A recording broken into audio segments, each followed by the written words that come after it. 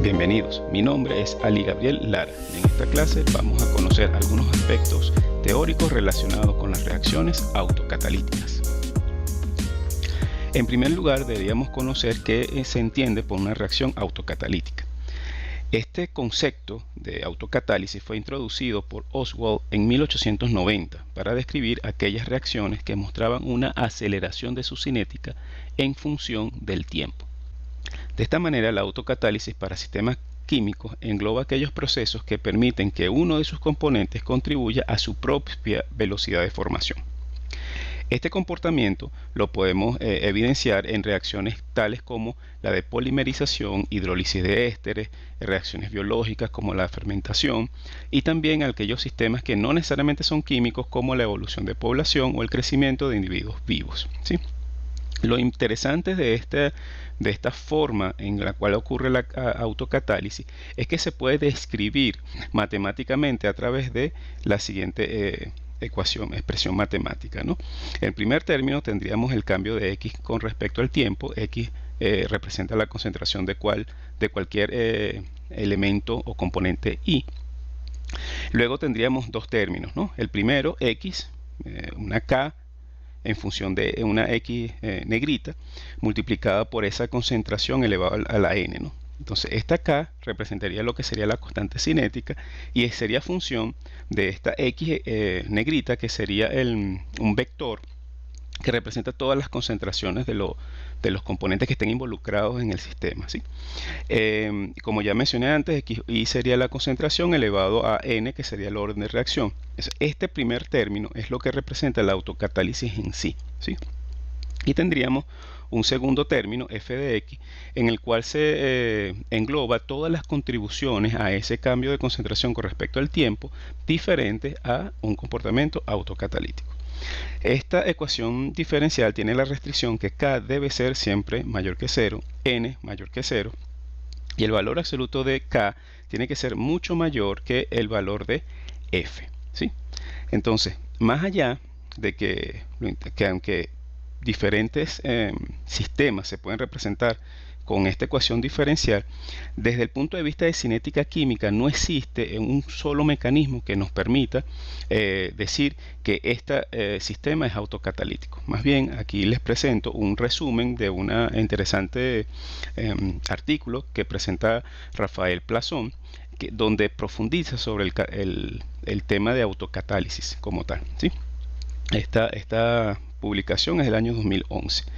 En esta publicación podríamos ver que lo primero que muestra es cuál sería la fuente de lo que se llama autocatálisis, ¿sí?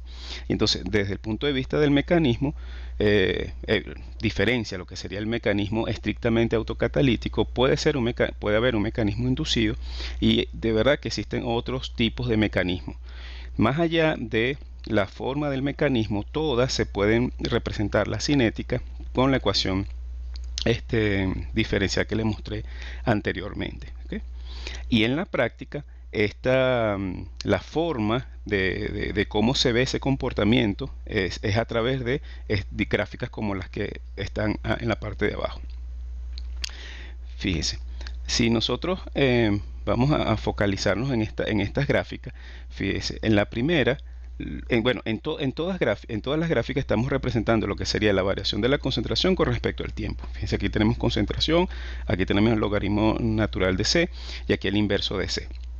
Y en la publicación, el autor lo que hace es diferenciar lo que sería un comportamiento no autocatalítico, que está representado por la curva roja en cada una de las líneas continuas rojas, que es cuando n es igual a 0, y lo compara con diferentes órdenes de reacción para una reacción autocatalítica, sea de primer orden, de orden 0.5, 3 medios, así sucesivamente. Creo que esta es la manera más expedita de saber que estamos enfrente de un sistema que se comporta de forma autocatalítico. Y desde el punto de vista del dimensionamiento del reactor, esto es bien importante, porque en estas reacciones pudiera darse el caso de lo que se llama del fenómeno de runaway, que es una situación de alto riesgo en la producción. En esta misma orden de ideas de poder diferenciar rápidamente si estamos en un sistema autocatalítico. En la misma publicación, el investigador Rafael Plazón muestra esta gráfica, donde por ejemplo para el nivel de este curso está bastante chévere, porque fíjense, en la primera gráfica se muestra el comportamiento de una reacción de primer orden que no es autocatalítica, ¿okay? Tendríamos un componente A, forma B, ¿okay? Entonces, bueno, desde la primera vez para el tiempo cero, la concentración de A empieza a decrecer y la concentración de B empieza a aumentar. En la gráfica B tenemos una reacción autocatalítica normal, pues. Lo importante es que fíjense que la concentración de A cómo cambia con respecto al caso del no autocatalítico, e igual pasa con la B. En la parte C es la misma reacción autocatalítica, siempre de primer orden, pero aquí se llama, tiene un comportamiento amortiguado, es decir, que es mucho más lento y luego cambia de forma brusca, ¿okay? Esto sería, por ejemplo, las gráficas que nosotros deberíamos construir para poder identificar que estamos en una reacción autocatalítica, ¿sí? Y aquí en la parte derecha de la lámina podremos ver lo que serían los diferentes mecanismos que se han propuesto para describir la cinética de esta reacción. Sin embargo, este componente de cinética química no está mucho más allá del alcance de este curso y por lo tanto no lo vamos a cubrir en forma profunda, ¿sí? Ahora bien, para el caso que nos compete, lo que nosotros tendremos que hacer es determinar cuál es la configuración óptima del reactor, o sea, cuál es su dimensionamiento, cuál es el modelo de flujo que mejor se adapte a este comportamiento. En esta gráfica tomada del Hill 2014, lo que nos interesa es cómo cambia la velocidad con respecto al tiempo, la velocidad de reacción, ¿no? Entonces, en la parte superior tendríamos lo que sería el comportamiento de una reacción autocatalítica, en el cual al principio no simplemente la velocidad de reacción va aumentando, va a llegar hasta un máximo y luego va a ir decreciendo, ¿sí? En esto si representamos lo que sería la velocidad con respecto al tiempo, y en el segundo gráfico tendríamos lo que sería el cambio de la concentración del reactante clave en función del tiempo. Fíjense que en este caso arrancaríamos de esta concentración inicial de A, se va a ir gastando hasta que llega a un máximo, pero fíjense que aunque se va gastando, ¿no? La velocidad de reacción va aumentando hasta que llega a un máximo la velocidad y luego va a disminuir hasta que llega a cero o prácticamente cero, ¿no? Depende, ahí tendríamos que tomar en cuenta también si la reacción se alcanza equilibrio químico o no. La diferencia con la gráfica de esta abajo, aunque el comportamiento es similar, es que al tiempo cero tendríamos una concentración inicial del componente que nos interesa producir, ¿okay? La diferencia principal se observa es en el valor máximo de esa velocidad que se puede alcanzar, ¿okay? ¿Qué es lo que tendríamos que tener en cuenta entonces a la hora de proponer la configuración de un reactor para este tipo de reacciones? Bueno, fíjense, lo que tendríamos que tomar en cuenta es que en condición normal, de una cinética normal, la velocidad de desaparición del reactante es alta cuando tiempo es igual a cero, ¿sí? Y decrece a medida que va ocurriendo la reacción.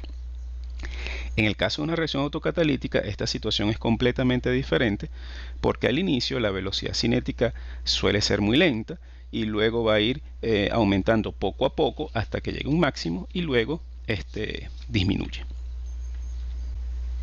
Vamos a ver esto con un ejemplo típico, práctico. Tenemos una reacción que A produce P en presencia de P, ¿okay? Entonces lo que necesitamos es evaluar cómo es la cinética, o sea, o para poder saber cómo cambian las concentraciones de A y de P en función del tiempo, tendríamos que tener cuál es la velocidad cinética, ¿no? Bueno, esta reacción la podríamos escribir como dos reacciones que ocurren simultáneamente. A produce P con una constante cinética K1 y luego A se combina con P para formar P nuevamente a una concentración con una constante cinética K2, ¿sí? ¿Cuál sería la velocidad global de la reacción? K por C sub A más K por C sub A por C sub P. Suponemos que es una reacción elemental, ¿okay? Eso sería el caso. Entonces, si queremos ver cómo cambia la concentración con respecto al tiempo, supongamos que la reacción es en fase líquida, densidad constante, simplemente tendríamos que escribir el balance de, ¿cómo se llama? Molar. ¿Ok? Concentración de C sub A con respecto al tiempo, K1 menos C sub A menos K2 por C sub A por C sub P, y se hace lo mismo con C sub P con respecto al tiempo. ¿Okay? Vamos a suponer que esto es isotérmico, por lo tanto no vamos a colocar lo que sería el balance de energía. ¿Y qué es lo que teníamos que hacer? Bueno, resolver este sistema de ecuaciones, ¿okay? Con las condiciones iniciales que deberíamos tener, ¿no? O sea, cuál es la concentración inicial de A y así sucesivamente. Ahora bien, ¿en qué reactor sería adecuado maximizar esta producción? Suponga que es igual de primer orden, tómese un tiempo, pause el video y piense cuál será su respuesta a este caso.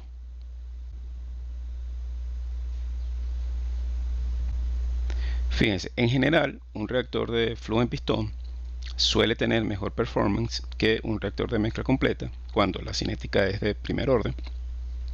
Si nos focalizamos solamente en el volumen, es decir, el volumen requerido para alcanzar una conversión establecida es menor para un reactor de flujo en pistón que para un reactor de mezcla completa. Por lo tanto, podemos decir que el performance es mejor porque requerimos menos volumen para lograr la misma conversión, ¿sí? Sin embargo, para la reacción autocatalítica, pues es diferente, esto no se cumple, ¿verdad?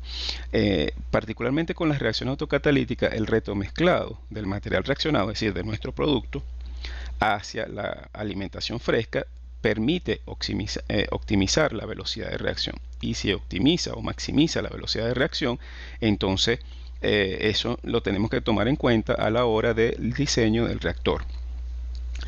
Entonces, ahora bien, ¿cuál es el mejor reactor? Pues nada, el mejor reactor siempre es un reactor de mezcla completa o lo que llamamos un reactor de reciclo, ¿sí? Porque el modelo de mezcla completa simplemente lo que dice es que el mezclado es perfecto, pero existe un retromezclado ahí. Y entonces eso permite que el producto que se está formando pues esté siempre en contacto con la alimentación fresca, caso que no ocurre con el reactor de flujo en pistón, ¿sí? El reactor de reciclo pues simplemente se define como aquel reactor, sea de mezcla completa o reactor de flujo en pistón, en donde parte del efluente se hace un reciclo y se mezcla con la alimentación fresca. Ahora bien, ¿por qué es mejor el mezcla completa con respecto al flujo pistón? Fíjense, si nos enfocamos en que yo puedo diseñar o dimensionar el reactor de mezcla completa para que siempre opere a la máxima velocidad, eso para mí representa el mejor volumen posible que puedo tener, ¿okay? Yo puedo decir exactamente cuál es el volumen para que se alcance la velocidad, claro, en un flujo ideal, ¿sí? En cambio, un reactor de flujo en pistón, ¿qué es lo que sucede? Que bueno, yo voy a tener un promedio de velocidades de reacción, pero nunca voy a tener esa velocidad máxima. Por lo tanto, el volumen siempre va a ser un poco mayor. Entonces, en general, si nosotros tenemos una reacción autocatalítica y queremos o necesitamos alcanzar bajas conversiones, el reactor de mezcla completa siempre va a tener un menor volumen que un reactor de flujo en pistón, ¿sí? Caso contrario es cuando necesitamos conversiones altas. Cuando tenemos conversiones altas, en cuanto al volumen, no es óptimo utilizar ni un reactor de mezcla completa ni un reactor de flujo en pistón, sino utilizar una combinación de ambos, ¿okay? Donde lo que se hace es colocar dos reactores en serie. Primero se coloca un reactor de mezcla completa que opere a la máxima velocidad y luego se coloca un reactor de flujo en pistón desde ese punto de máxima velocidad hasta alcanzar la conversión que nosotros deseamos, ¿sí? Fíjense que hasta aquí hemos hablado únicamente de, como parámetro de comparación, el volumen del reactor. Sin embargo, como les mencioné en láminas pasadas, cuando la reacción es autocatalítica existen ciertos aspectos de seguridad que son muy importantes a la hora de hacer el dimensionamiento del reactor, ¿sí? Sobre todo cuando las reacciones son autocatalíticas, sobre todo cuando las reacciones son exotérmicas porque se puede presentar el fenómeno de runaway. El fenómeno de runaway es simplemente que se dispara la temperatura de reacción y pasa a ser una situación descontrolada y de altísimo riesgo. ¿Okay? ¿Qué es lo que se hace en este caso? Bueno, simplemente es necesario realizar el diseño y el escalamiento apropiado para asegurar que la reacción sea controlable en el rango de operación, ¿sí? Y entonces, en estos casos, lo que se hace es se dimensiona el reactor con las ecuaciones de fenómenos que hemos visto hasta ahorita, o hemos visto en este curso, pero también se acopla ciertos, lo que se llaman principios inherentes al diseño seguro aplicado a los reactores, cuyo principio básico es remover o reducir los riesgos del proceso y por lo tanto reducir el efecto de los eventos no deseados, ¿sí? Cuáles son sus consecuencias y cómo se pueden minimizar los efectos, ¿okay? Entonces se tiene que hacer, ya es una parte de optimización en donde se coloca la parte de diseño y la parte de seguridad. Sin embargo, estos aspectos no son cubiertos en este curso, pero les quería mencionar que es súper importante para poder hacer un diseño adecuado de este tipo de reacción. Con esto hemos cubierto lo que serían todos los aspectos teóricos básicos para el tratamiento de una reacción autocatalítica y el dimensionamiento del reactor. Muchísimas gracias por su atención y seguimos en contacto.